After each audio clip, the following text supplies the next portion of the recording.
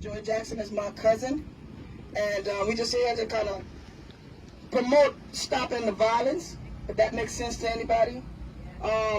We're few in numbers, but it doesn't matter how many people is here. It's just a matter of who is here. And we're going to come out here. We're going to celebrate the life of Joy Jackson, and we got speakers here. We're not out here in judgment or anything like that. We're out here to celebrate the life of Joy Jackson, for one, and to promote stopping the violence in our community and our area. And this is an issue that's not just locally, but nationally. And it's an issue that's not a black and white issue. Right. It's not a Democrat or Republican issue. It's an issue that we have to start using common sense and coming up with some laws that is going to prohibit some of the guns that's out in the streets, the AK-47. I grew up hunting, and we never needed such weapons of war to kill a deer.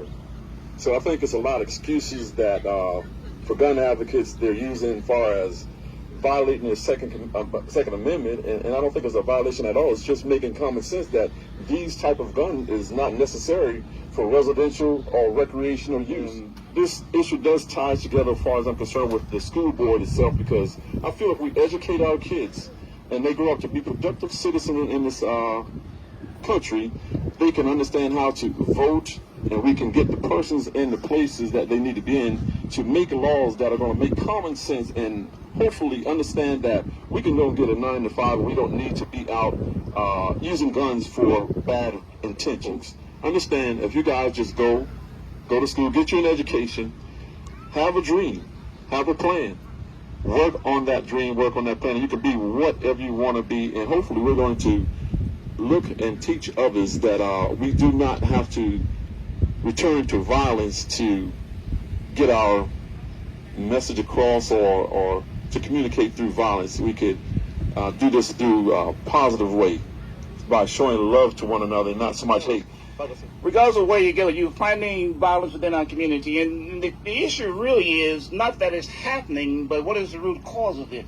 And that's where we come into play. We need to figure out what is it that we need to do to stymie those particular incidents.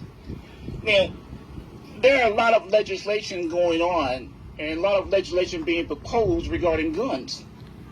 And you always get the feedback about my Second Amendment protection and all of those type things. But like Keith was saying, you don't need an AK-47 to kill an animal to protect yourself, per se. Those are weapons of war. They're built for war. And the question is whether we have wars within our streets nowadays.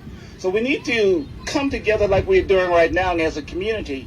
And this is probably the first step that we can take a look at. The other thing we need to do is to make sure we register to vote so we can put people within the legislature who have the courage and the ability to make changes to those particular laws which are there.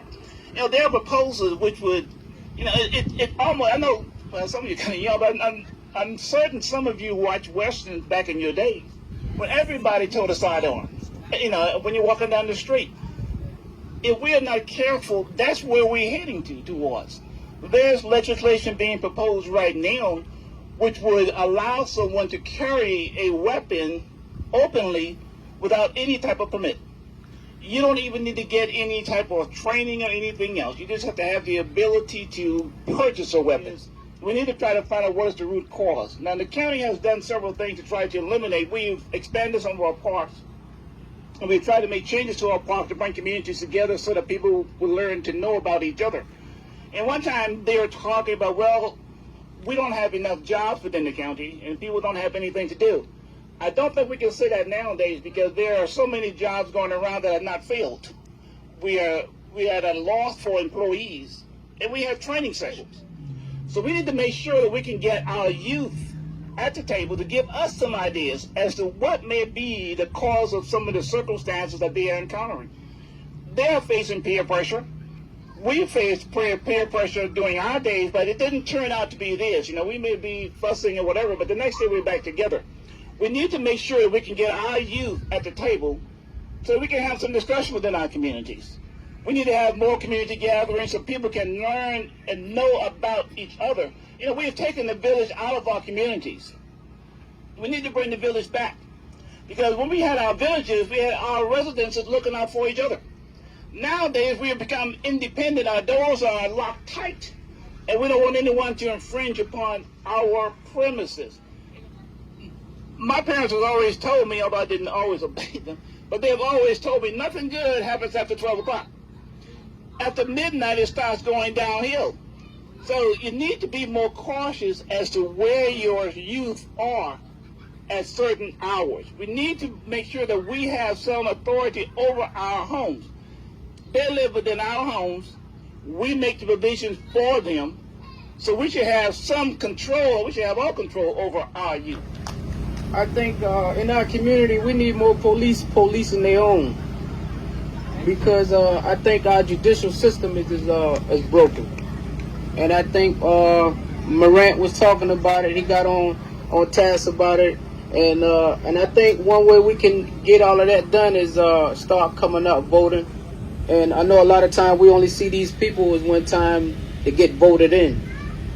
And I think it's very it's very urgent for us for our leaders, you know, to form some type of friendship, some type of trust back to the community. Well, today makes a year, y'all know.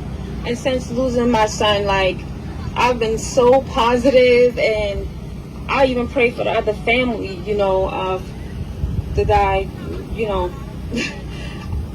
And it's been, I have my days or whatever, but God had kept me, and I think everybody here today. The fact that he was gunned down by someone who served in the military hurts even more, because of the fact that when you're trained military, you're trained to kill. This person took my nephew's life senselessly, and I'm trembling because I still get those feels from that phone call that guys, just, we need to stick together. We need to know that in order for us to have some place to come and enjoy, we need to put the guns down. We need to, you know,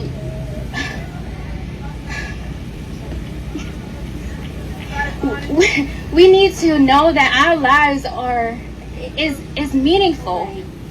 Teach your kids right from wrong, even if they're trained military. Treat them right from wrong, even if they got a concealed weapon. You know, you guys just do the right thing.